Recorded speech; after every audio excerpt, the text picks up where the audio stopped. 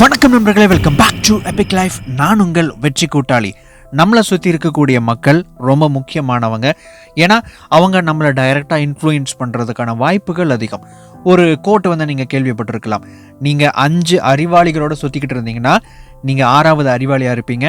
நீங்கள் 5 முட்டாளோடு சுற்றிக்கிட்டு இருந்தீங்க அப்படின்னா நீங்கள் 6வது முட்டாளாக இருப்பீங்க. இதில் நம்ம கூட இருக்கிற நெகட்டிவான கேரக்டர்ஸ் இருக்கக்கூடியவங்களை நம்ம தவிர்க்கிறது ரொம்பவே முக்கியம். இந்த வீடியோ மூலமாக நீங்கள் தவிர்க்க வேண்டிய 7 விதமான மக்கள் யார் அப்படிங்கிறத தெரிஞ்சுக்க போறீங்க. முதலாவது த பெசிமிஸ்ட், எதிர்மறை சிந்தனை கொண்டிருக்கிற மனிதர்கள். இவங்க கிட்ட ஏதாவது ஒரு விஷயத்தை போய் சொன்னீங்க அப்படின்னா இதை பண்ணினா கண்டிப்பா ஃபெயிலியர் ஆகும், அதனால இதை பண்ணாத அப்படின்னு சொல்லிட்டு அட்வைஸ் பண்ணுவாங்க. அது மட்டும் இல்லாம எந்த ஒரு விஷயத்த பண்ணாலும் அதுல ஏதோ ஒரு கட்டத்துல நமக்கு ஃபெயிலியர் அப்படிங்கிற ஒரு ஃபீட்பேக் நமக்கு கிடைக்கும். நம்ம என்னதான் சக்சஸை நோக்கி போனாலும் ஃபெயிலியர் அப்படிங்கிற விஷயத்த பார்க்குற மாதிரியான தருணங்கள் நம்முடைய வாழ்க்கையில ஏற்படலாம். இது சகஜமான ஒரு விஷயம்தான். ஆனா இவங்க என்ன பண்ணுவாங்கன்னா ஃபெயிலியர் வரும் அப்படின்னு சொல்லிட்டு எதையுமே ட்ரை பண்ணாமல் இருப்பாங்க. இந்த மாதிரியான மனிதர்களை அவாய்ட் பண்ணுங்க.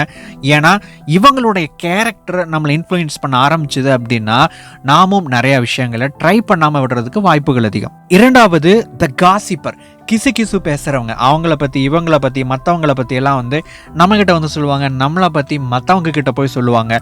இந்த மாதிரியான மனிதர்கள்கிட்ட நம்ம எச்சரிக்கையாக இருக்கணும். ஒரு ஃபேமஸான ஒரு கோட் ஒன்று இருக்குங்க, great minds discuss ideas, average mind discuss events and small minds discuss people. சிறந்த மனமுடைய மனிதர்கள் அவங்க ஒரு கான்செப்டை பற்றி ஐடியாஸை பற்றி டிஸ்கஸ் பண்ணிக்குவாங்க. ஆவரேஜான நார்மலான ஒரு மனநிலை கொண்ட மனிதர்கள் ஈவெண்ட்டை பற்றி டிஸ்கஸ் பண்ணுவாங்க. அங்கே இது நடந்துச்சு, இங்கே இது நடந்துச்சு அப்படின்னு சொல்லிட்டு.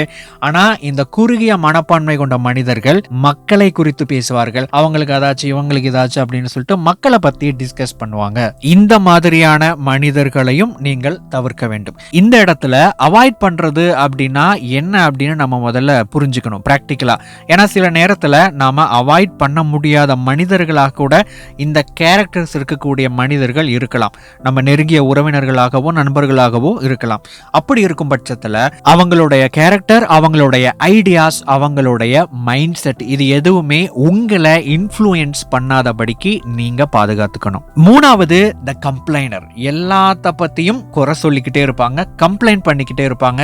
அது சரியில்லை, இது சரியில்லை, இவங்க இதை சரியா செய்ய மாட்டேங்கிறாங்க, இவங்கனாலதான் இது வரதில்லை அப்படின்னு சொல்லிட்டு கம்ப்ளைண்ட் பண்ணிக்கிட்டே இருப்பாங்க.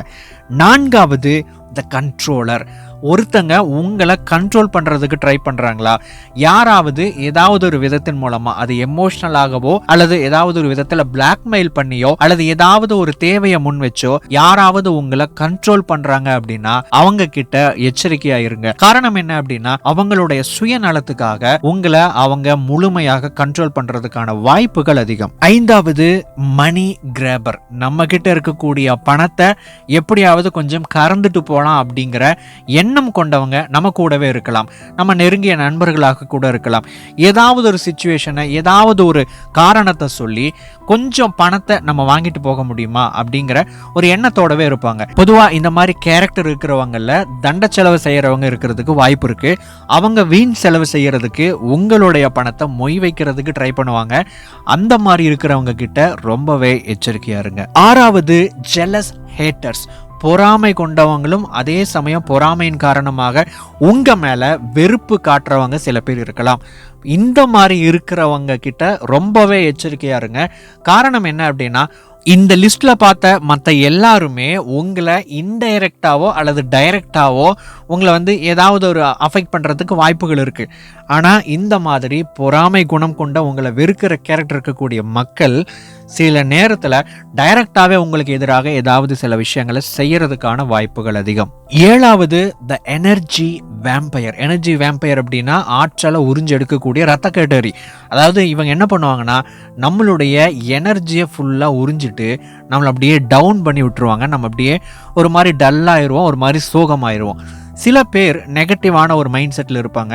நம்ம அவங்க கிட்ட போய் மோட்டிவேட் பண்ணணும், நல்லா பாசிட்டிவாக பேசணும் அப்படின்னா அவங்க பூஸ்டப் ஆயிடுவாங்க, நல்ல ஒரு உற்சாகமாக மாறிடுவாங்க. ஆனால் இந்த எனர்ஜி வேம்பயர்ஸ் இருக்கிறாங்க பார்த்தீங்களா, அவங்க என்ன பண்ணுவாங்கன்னா, நீங்கள் என்ன தான் அவங்கள மோட்டிவேட் பண்ணாலும், என்ன தான் அவங்க நல்லா பாசிட்டிவாக போய் பேசினாலும், உற்சாகப்படுத்தினாலும் அங்கே ஒரு பருப்பும் வேகாது. ஆனால் அவங்க அதுக்கு பதிலாக நம்மளை ஏதாவது ஒரு விதத்தில் அப்செட் பண்ணி நம்மளை அப்படியே டவுன் பண்ணி விட்டுருவாங்க. இந்த மாதிரி இருக்கிறவங்கனால நம்முடைய மூட் அதிகமாகவே ஸ்பாயில் ஆகும். நண்பர்களே, நீங்கள் தவிர்க்க வேண்டிய 7 கெட்ட குணங்கள் கொண்ட மனிதர்கள் இவங்க தான். இவங்க கிட்ட எச்சரிக்கையா இருங்க, இவங்களை தவிர்க்கிறதுக்கு முயற்சி பண்ணுங்க. அடுத்த வீடியோ பதிவில் மேலும் ஒரு பயனுள்ள தகவலோடு உங்களை சந்திக்கிறேன். தேங்க்ஸ் ஃபார் வாட்சிங்.